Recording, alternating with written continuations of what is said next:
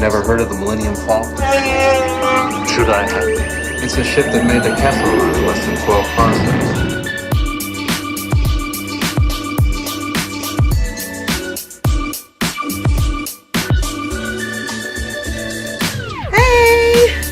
Hey everyone! Cool. Alright, so we are officially live! Woo! Just making sure that we are coming through loud and clear. Let's see. Double check. Yes. Cool. Alright, so we are good to go. So we don't have anybody joining us just yet, but that's okay. We'll give it a second to Yeah, really no, catch up. Elizabeth was excited about it. Oh yeah, definitely. And so for anybody just starting to come on and join us, looks like we got a couple people. We are discussing The Force Awakens, not the movie, the book. The book. Because slowly I'm starting to kind of be of the camp that the book is better than the movie. I'm slowly getting there. I know this is groundbreaking for sure. It is. Especially since a few months ago you were like, I don't know. I didn't know how I felt about the books and everything because I was never an avid reader. For anybody who has been listening to the show since our 2 month and a half long Thrawn. Yes. But yeah, so we got the Force Awakens novel by Alan Dean Foster. Gotta say it a little slower. And we are going over chapters 6 through 10. Yes. Because Danny can math right now. Danny can math. So yeah, so cool. So we're doing this live because we want your comments and your interaction and everything. Heather will be manning that station. So if you leave any comments, any kind of questions or anything like that, we'll read them live on air because we want you guys to join us. If you haven't read the book, we are spoiling the book, but I mean the movie has been out for quite some time, so very minimal spoilers. But even still, there is some really cool stuff coming out that I'm actually noticing in the book. So it's pretty neat. So far, I think we've stalled long enough. What do you think? I think so. Elizabeth's here, so Hey, Elizabeth. Cool. 1 second. Excuse me. All right, guys. So cool. So I guess we'll go ahead and we'll get started with our Holocron Book Club. So welcome, everyone, to Kessel Run Weekly. My name is Danny. I'm Heather. And today, again, if you haven't heard it already, we are talking our Holocron Book Club, The Force Awakens by Alan Dean Foster. We're doing chapters 6 through 10. And it's been a pretty crazy ride. It's been really cool. Am I the only one that's starting to really see Leia in Rey, though? Because I know we talked about that a little bit in the last episode. We did. I feel like I got more. And now that you mentioned it, and Yeah. it is my theory after all, so it's the one I ascribe to. So I definitely see it, and we got to see her again in this particular thing. So I was excited about that. Absolutely. I mean, she's got some sass. Yes, she does. I love it though, because like in the movie you don't get any of that. Like, I mean, yeah, I loved how even the part, because we actually got into the scene where they're escaping from Nema Outpost with the TIE fighters overhead and all that kind of stuff, which is still really exciting to read as much as seeing it. But what was really cool is, like, I mean, they kept a lot of the "don't quit holding my hand" and all that kind of stuff. I liked the fire that she had of that in the movie and in the book, but you got even more of that too. Right. Where when she was flying and when she was repairing the Millennium Falcon and things like that, I mean, she was pretty no nonsense. There was one thing that I wanted to mention because she in the movie they get shot at and Finn gets knocked out and she goes over to aid him and she's like, hey, what, you know, she does her thing and he wakes up and he's like, are you okay? And that's the first thing that he says. And she has this look like, duh, and like, you know, of course I'm okay. But in the book, it explains that look is not duh. That look is, wow, that's the first time in my entire life anyone's ever asked me that. That broke my heart. Yes. Because, I mean, we know that she's been alone for so long. She's been, I mean, Unkar Plot doesn't really count as any kind of company. If anything, he's negative company. Exactly. And so with that, I mean, I didn't realize it. I guess it really put it to the forefront because I mean, obviously, it's an obvious thing. I would think, just Right. kind of assume she's been alone, but at the same time, it was just like, wow, like she really truly has been alone. She doesn't have anyone else to care for her except for herself. And Finn asked the one thing that no one has asked her in her recent memory: "Are you okay?" Are you Somebody okay? was concerned for her, and I almost kind of like I didn't want to because I don't subscribe to this ship. I guess I felt a little bit between her and I felt a her. lot between them in this past 5 chapters, actually. Finn cracked me up at one point too because I know he does it kind of. Oh, well, he does do the line in the Force Awakens, but the Boyfriend? Why do you Cute have to go? boyfriend? Yeah, you got a boyfriend, cute boyfriend. Yeah, Kind of reminded cute me of the Mad TV short. The Can I Have Your Number? Yeah. So, yeah, I did notice a lot of stuff between them. I'm not necessarily saying it's going anywhere. There was a lot of stuff between Luke and Leia in the first movie, too. So, I mean, Sure. I'm not We exactly know how that holding my turned out. breath or anything. Yeah. Somehow I don't think they'll be related necessarily, brothers No. and sister. But who knows? I mean, anything could happen. Star They Wars. could both be Plagueis babies. There you go. I think it was cool though that we get to see a deeper side of that relationship though, whether it ends up Definitely. being romantic or not. I mean, obviously he's attracted to her, and Well, yeah, to a but- degree, she seems almost intrigued at least by him with Exactly. the longing glances and things like that. But I don't feel like anything's gonna come of it. But at the same time, it's cool to see her have that kind of connection. And it doesn't have to, and nothing has to come of it. I mean, that's what Absolutely. people don't always understand is you can go, wow, that person's really attractive. And then you grow with them as a friend and you realize, yeah, okay, I can be friend zoned because friends are awesome. Right. Exactly. Well, and it kind of goes to what we've talked about a little bit with Rogue One with Jyn and Cassian. Because, there was some electricity there, but it wasn't the same kind. And Right. it didn't need to be. It didn't need to lent, be. It lent to the story, and there was a connection.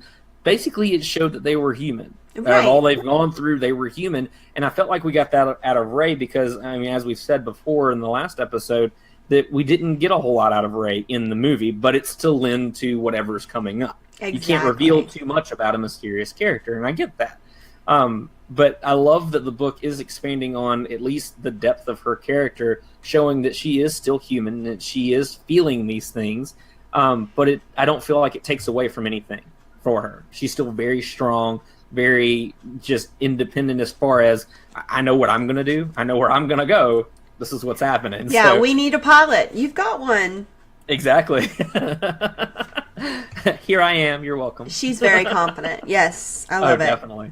And I love that they actually talked a little bit about more of my original complaint about her almost selling BB-8.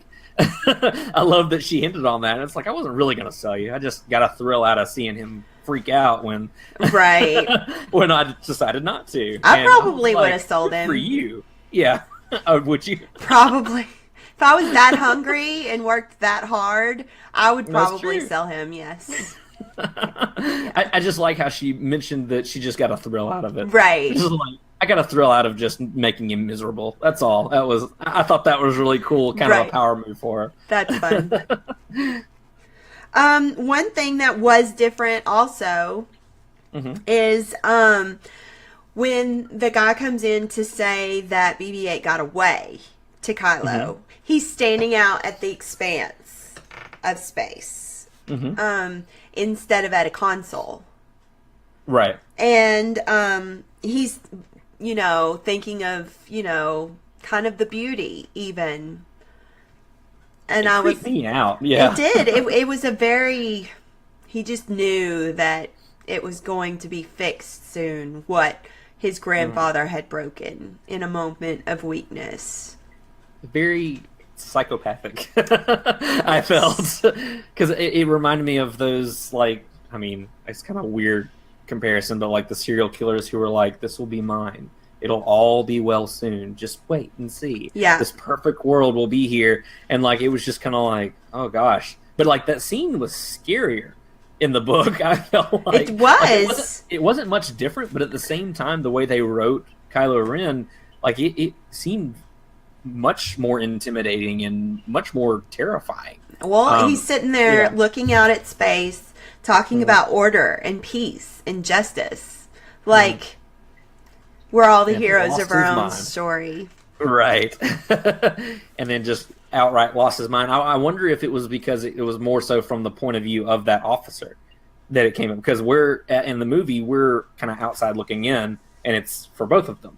But we actually got, like, from that officer's point of view of, oh, I hope he doesn't look back at me. I would rather him not look at me and all this other kind of stuff. I've never been this close. I'm not okay with this.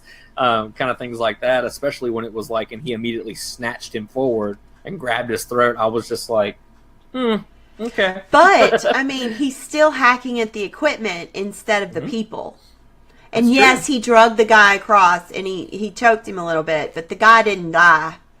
That's true. I mean, he probably just wet himself quite a bit. I mean, Granddaddy, like, crushed people left and right.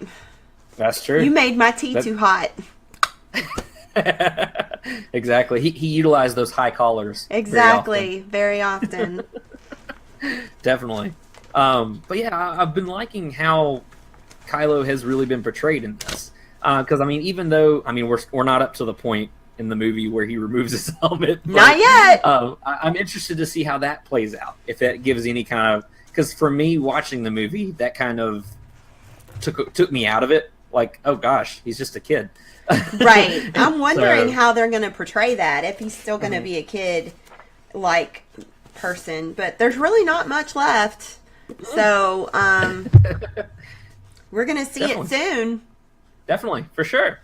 So, yeah. So, I actually really enjoyed just as much as I did in the theaters, the Han Solo finally coming home. I love they gave a reference to him shooting first. Yes. I was like, booyah. I put it in the group and everything because I was so excited. Oh, yeah. I saw that earlier. I thought that was great. It literally felt like just like a slight thing from the author of, here you go. Just for you guys. Just for you. This I love one's that. canon now. Exactly. So you heard it. He at least On looks shot like first. a person that would shoot first, kind of. Exactly. Because he didn't shoot. He just looked like one that would shoot. But just looked like one, yeah. But no, I love the way that they described him as the old man and all that kind of stuff. Just seeing, and I love it lended a lot to his character with when they were saying he looked like he had been to too many worlds, seen too many things, too quickly, dealt with too many idiots. Yeah, too quickly. Exactly. I love the dealt with too many idiots. Yes. I was like, you are my life, Han Solo. It really threw me off because they kept saying how old, ancient. They kept using words like wrinkled, old, ancient, like, you know, and you're like, okay, come on. It really wasn't that long ago. I mean, I know you think it is, Finn, because you're really young and, you know, whatever, or, you know, he's really not that old. He's perfectly capable, obviously, and, I don't know. I mean, they didn't cross over to geriatric, so, I mean, he escaped that flame at least. Elizabeth writes, that was epic. Han shoots first. Yes, absolutely. See, Elizabeth, that's why we love you. Yes. Among many reasons. But many. yes. But no, I mean, I still kind of fanboyed when with the Chewie were home. Yes. And I love that they didn't immediately were like, it's Han Solo. It was the description of the man who came on. And I thought it was really cool. And they didn't tell you it was Millennium Falcon either. Exactly. The Mekon. The Mekon. Yeah. I thought that was funny. That was awesome. Mekon. What kind of ship is this? I mean, we all know what it is, but still, Right. It was just, I love the way it was handled. It's a cool point of view seeing it from their point of view, not knowing anything. Right. I think that's what's been the neatest thing for me reading this is that, I mean, I knew it was the Millennium Falcon that they were flying through that super destroyer and all that kind of stuff, and then I knew that it was Han and Chewie when they entered the ship. I mean, obviously we all do, but they didn't. But and you so can seeing the way he wrote it, though, you can kind of you can see it through their eyes. So absolutely, as if meeting these characters for the first time, and that's what's cool. That and is. then seeing that there's such legend to these people, and the different kinds of legend, Right, like from smuggler Finn, or yes. rebel. General, yeah, rebel general, yeah. I love that. It was really, really cool. And both of them were confused about why the other one would say that. Mm-hmm. Speaking Their of own inner Finn, circles. Uh-huh. how do you feel about Finn after the 10th chapter? Not as whiny as he was before. I actually was kind of liking him a lot more. I in this, really 'cause- like him. Yeah. And I like that they, at one point, he's calling himself a stormtrooper because he's worried that not to tell Han, because with a stormtrooper in his midst. And then he even had to remind himself, I'm an ex-stormtrooper. I am not a stormtrooper. I have an unshakable sense of what is right, and that is what makes me different. It's like a personal mantra. It Yes. was really cool. It was Yeah. really cool, him affirming that. I really like that. Absolutely. I mean, there's a lot of depth to Finn. really is. And I know that we're going to get even more from The Last Jedi with whatever undercover operation they end up in. I'm not going to go into the spoilers for you, just in case. Yes. But I mean, I'm really excited to see where his character develops. But even in this book, though, there's a lot more to his character. It really is. That I didn't realize you really can't realize at face value in the movie.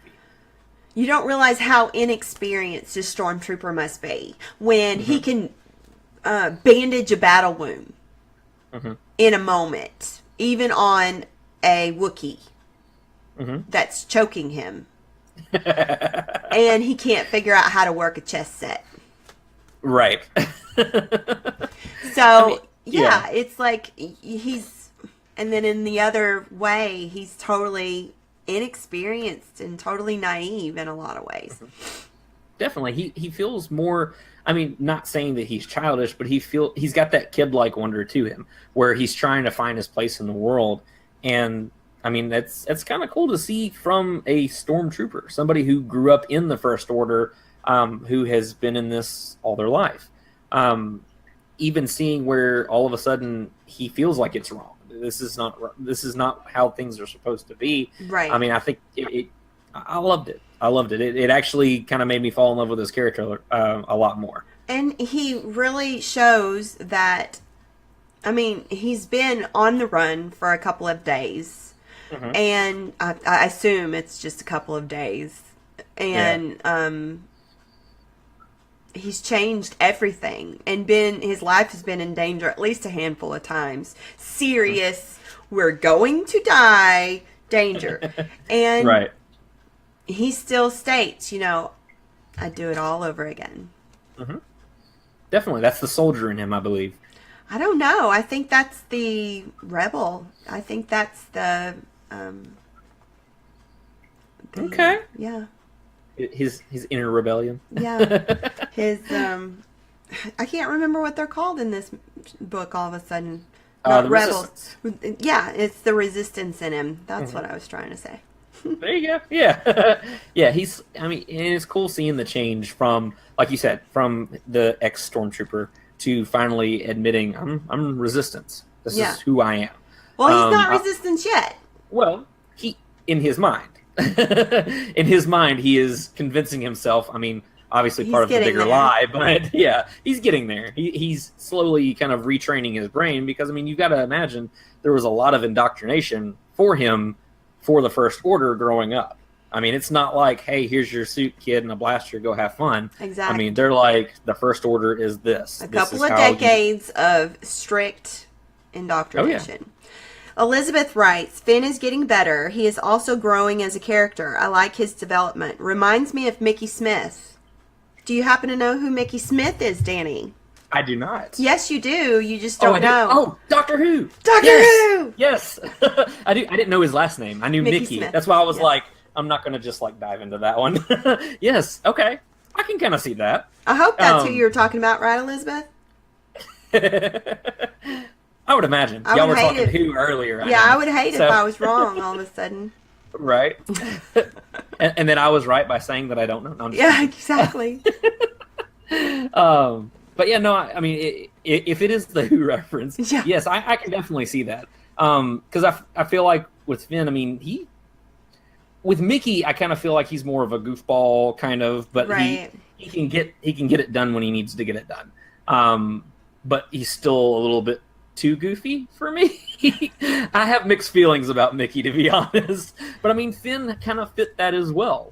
I liked him reasoning with BB-8 and everything. It's like, dude, you got to help me out, man. Come on, let's if get we're this gonna going. make it, we're gonna have to work together. The Ilenium system? Yeah, the Ilenium system. Yep. Where is that? I love that. It was just like, yeah, totally. That's where we're going.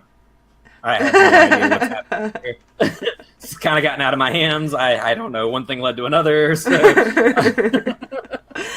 I just wanted to impress a girl. That's all I wanted to do.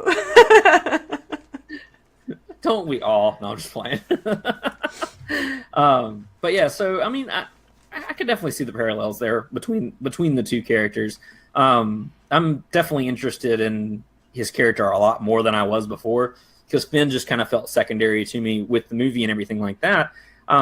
Now he's more forefront for me. He's more of a main character. So. See, I really. She says, "Watch some more Doctor Who. You will see it." There you go.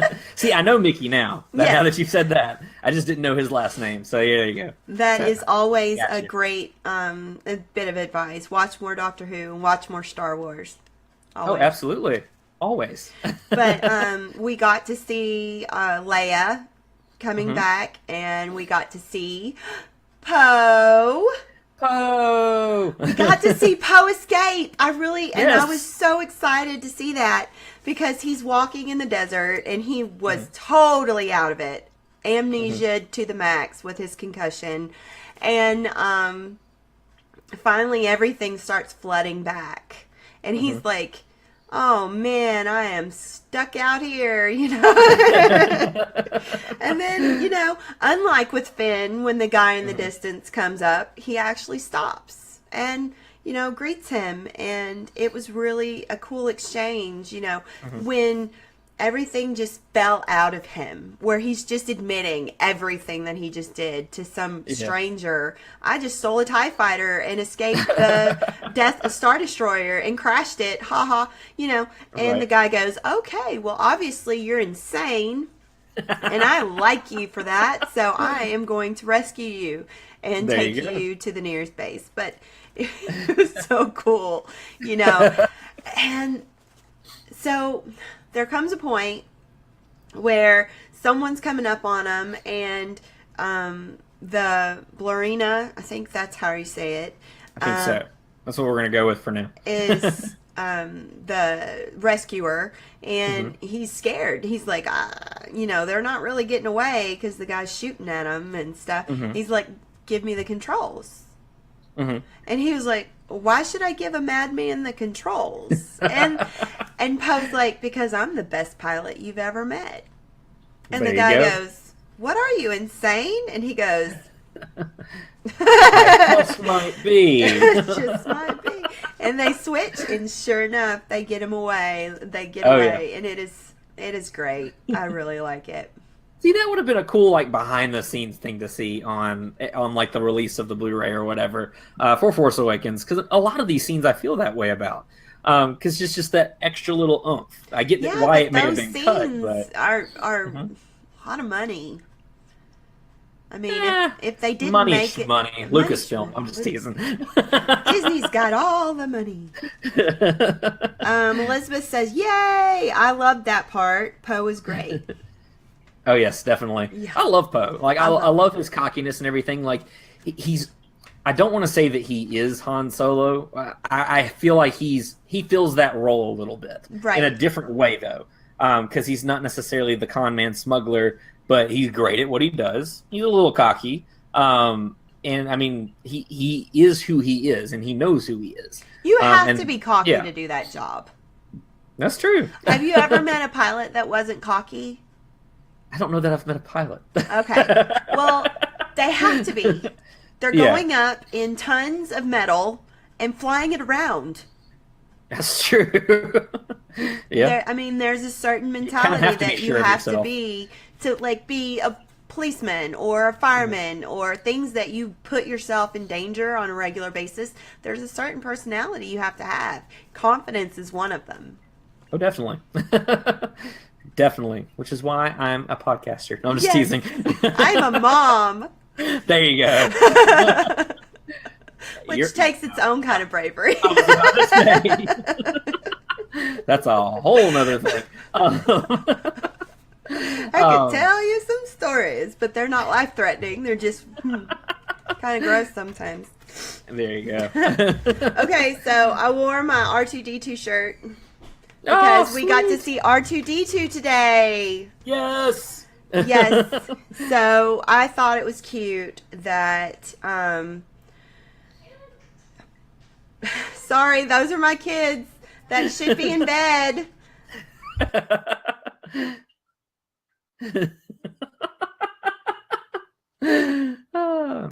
Hashtag mom life. Yeah.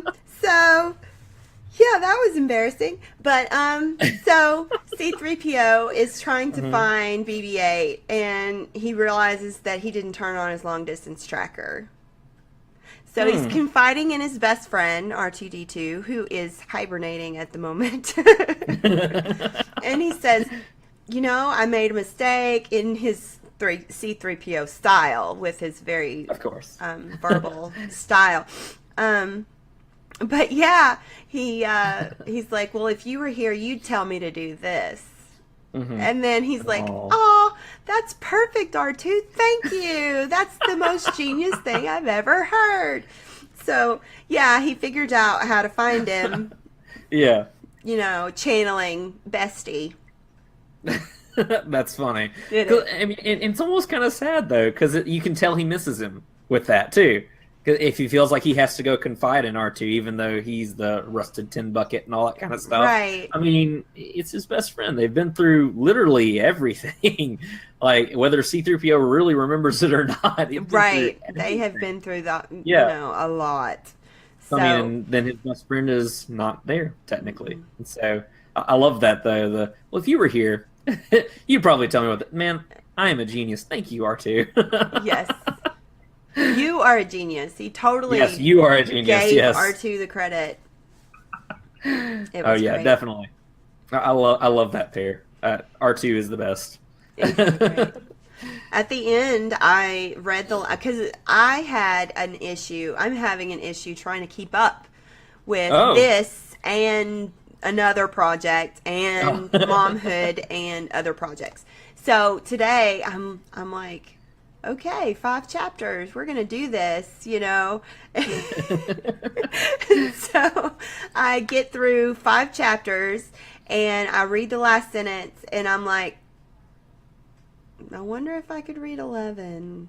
And now I have to wait till after the show to read 11. But Oh, there you go. You know, it cut off at just the right spot. Just like last time I said that they wrote it so that we could do this show in 5 chapters a week. Right. But the last chapter is, you know,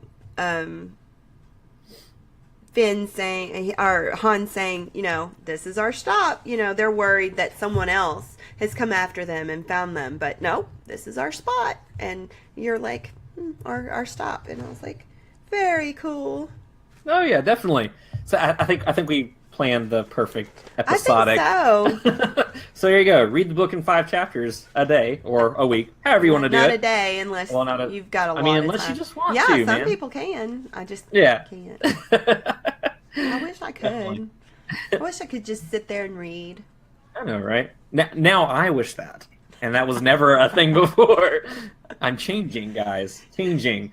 I did really enjoy the exchange between Kylo and Snoke, because we'd actually had a comment way back when we first started about when we did a Kylo Ren episode, talking about how what Snoke was intrigued with him was how he had the darkness and the light. Right. And I was like, I can't find that anywhere, and we're there. It was in these chapters. I think it was 10? 9? I think it was Something like that. I something think it was like 10. that. I don't know. I don't But know. in one of those chapters, it's during the exchange. Well, following the exchange between Kylo Hux and Snoke. And Snoke is talking to Kylo, and he's like, well, you have the darkness, but you still have the light. And any kind of creator couldn't have forged that perfectly, basically, which is intriguing. It's intriguing to me because he was saying that, and yet Kylo is still trying to resist the light, yet he's made of both, and sounds a little Snoke is almost encouraging it. Me. Yeah. I don't know. Sounded a little chosen one-y to me. Oh, did it? Yeah. So you think Snoke may think Kylo is the chosen one? He might think it. I don't know. I just like the grin on his face when the guy left, and he's like, I'm so playing this dude. Because you didn't see that in the movie. Right. I didn't anyway. No, not at all. I mean, in those exchanges, Snoke established his terror, basically, how fierce he could be and how in charge he was. But at the same time, you don't get that really deeper exposition and even that look into Kylo like that. Because he does talk about there's been an awakening, have you felt it, all that kind of stuff and everything. But this goes even further into this is why I chose you and this is what we're going to continue and kind of things like that. And so that kind of deeper look into Kylo Ren, Ben Solo, as it were, is actually a lot cooler to see. And I'm wondering how that's going to play. And I know I keep going to the future, but I wonder how that'll play in Last Jedi. See, I think he can be redeemed, personally. Do you? I do. See, I don't know that he can. So that could be You have a very more strict moral code than I do. We'll see. We'll see. Maybe we'll hash it out. Yeah. So I really enjoyed seeing that deeper dive into Kylo as a character and why he is the way he is, kind of thing. I mean, obviously we don't get all of that, but it's more than we got in the movie, and it's cool. It's kind of like a behind the scenes kind of like, hey, we didn't say this, but here you go, little nugget. Right, exactly. Yeah. But I do too. I definitely loved all that. So yeah, so Han, Kylo, Rey, Finn, everything in these chapters. It's awesome. Yeah, we got a little bit of everybody. I thought it was very well rounded. Oh yes, loved it. I can't wait till the next ones. I think I might not wait till the last minute this time. Maybe. I'll be right there with you. See, I was so close, almost didn't finish, but I ended up going to go visit my niece. So, in case you guys don't know, I have a new niece. Yes. I told you. I got her name stuck in my head.